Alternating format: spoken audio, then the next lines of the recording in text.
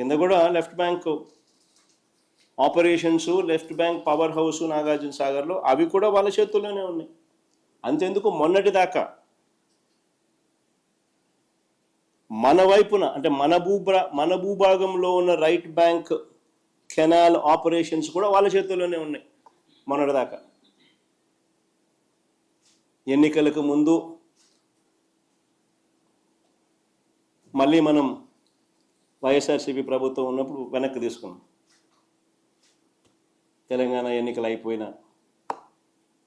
అయిపోయిన తర్వాత మన ఎన్నికలకు ముందు మనం వెనక్కి తీసుకున్నాం. అంతవరకు మన భూభాగంలో ఉన్న ఆపరేషన్స్ కూడా వాళ్ళ చేతుల్లోనే చంద్రబాబు నాయుడు గారు పెట్టారు.